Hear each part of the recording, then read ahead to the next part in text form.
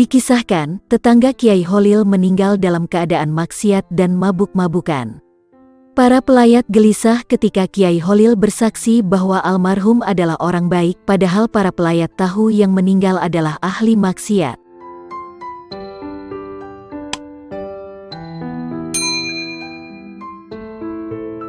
Sahabat seiman, pelayat yang hadir ke rumahnya sepi sekali, dan tidak banyak. Kalau tidak menghitung jumlah keluarga mayit, tamu yang datang melayat tak sampai 30 orang. Masih banyak kursi-kursi yang kosong. Sepinya pelayat si mayit ini ada sebabnya. Sudah banyak tetangga yang tahu kalau mayit meninggal karena menenggak minuman keras oplosan.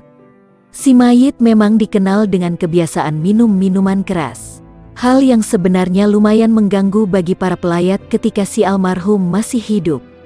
Informasi semacam ini tentu bikin sentimen negatif dari para tetangga yang melayat.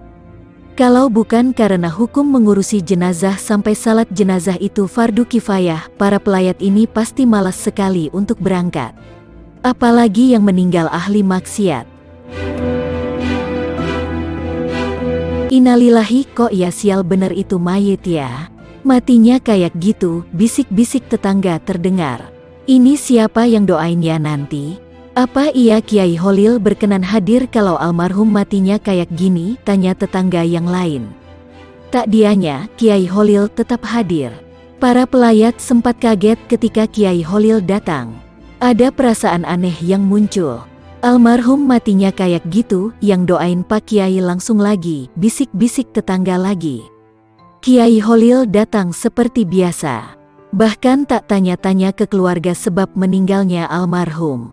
Salat jenazah lalu mendoakan. Kiai Holil biasa saja. Benar-benar tak ada gelagat bahwa Kiai Holil terganggu dengan cara almarhum meninggal. Kiai Holil tetap menunggu prosesi pemakaman si mayit. Begitu sudah sampai liang lahat, Kiai Holil didapuk oleh keluarga almarhum untuk memimpin doa. Sebelum berdoa, Kiai Holil tansinul mayit atau menanyakan kepada para pelayat apakah jenazah hidupnya buruk atau baik. Bapak, Ibu, jenazah ini baik ya? Si mayit ini orang yang baik ya? Tanya Kiai Holil pada pelayat yang hadir di pemakaman. Hening, pelayat terdiam semua. Orang baik kan? Tanya Kiai Holil lagi. Merasa tidak enak dengan Kiai Holil, terdengar suara dari pelayat yang di belakang. Iya, dia orang baik, kata beberapa orang malu-malu. Bahkan dengan suara angin sekalipun, suara itu terdengar samar hampir tak terdengar. Kiai Holil paham ada perasaan bimbang dari para pelayat. Bagaimana mungkin bisa bersaksi bahwa fulan orang baik kalau sepanjang hidupnya suka meresahkan tetangganya dan meninggal dengan cara seperti itu?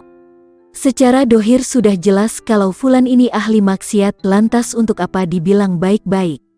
Apa sulitnya bilang mayit ini orang baik? Tanya Kiai Holil lagi. Tapi Pak Kiai, fulan kan memang bukan orang baik. Kita semua jadi bohong sama Gusti Allah kalau bilang ahli maksiat meninggal dalam keadaan kayak gitu dibilang meninggal dengan baik.